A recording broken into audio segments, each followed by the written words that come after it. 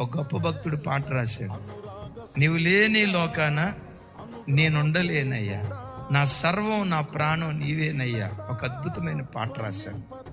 ఆ గొప్ప దైవజనులు ఒకసారి ఇక్కడికి వచ్చారు.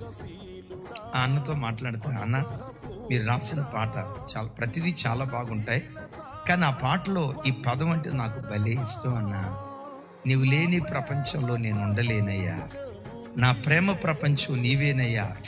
ఆ పదం హృదయాన్ని కదిలించిందన్నా అని చెప్తే ఆ అన్న నవ్వుతో నాతో ఏమన్నాడు తెలుసా? అన్నవు అసలు ఆ పాట రాసేటప్పుడు నా మనసులో ఉన్న భావన ఏంటో తెలుసా?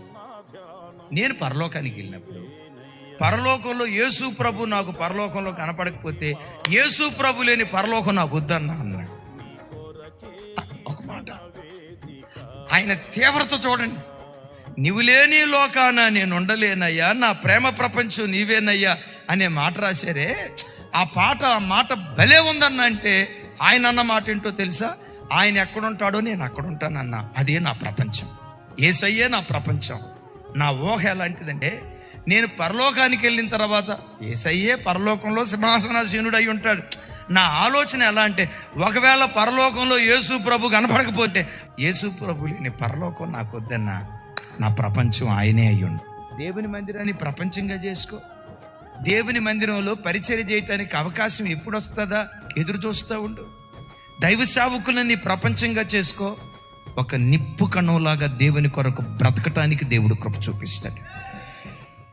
ఒక గొప్ప దైవజనుడి మధ్య షార్ట్ మెసేజ్లో చెప్పారు. ఆ షార్ట్ నేను విన్నాను. ఏం చెప్తున్నాడు తెలుసా? ఆ దైవ సేవకుడి దగ్గరికి విజిటింగ్ అవర్స్లో ఒక తల్లి వచ్చి విజిటింగ్ అవర్లో తన బాధ చెప్పుకుందట. ఏంటమ్మా, ఏంటి వచ్చావు? మా ఆయనకి హార్ట్ స్ట్రోక్ వచ్చిందయ్యా, హాస్పిటల్లో చావు బ్రతుకుల మధ్యలో ఉన్నాడు, మీ ప్రార్థనా సహాయం కోరొచ్చా, హార్ట్ స్ట్రోక్ వచ్చిందయ్యా. సేవకుడు అడిగాడట, ఎలా వచ్చిందమ్మా హార్ట్ స్ట్రోక్? హార్ట్ స్ట్రోక్ రాలేదయ్యా, నా కుమార్తె తెచ్చిందయ్యా. ఎట్లా హార్ట్ స్ట్రోక్ తెచ్చిందమ్మా? ఏమైంది?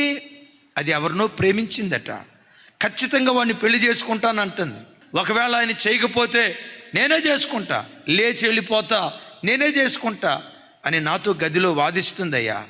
నాన్న పండుకున్నాడే, మెల్లిగా మాట్లాడు, పెద్దగా అనుకో, ఈ మాట వింటే నాన్న గుండె ఆగిపోతే జాగ్రత్త, మాట్లాడొద్దు, మౌనంగా ఉండు అని అంటా ఉంటే అప్పటికే నా భర్త లేచాడయ్యా.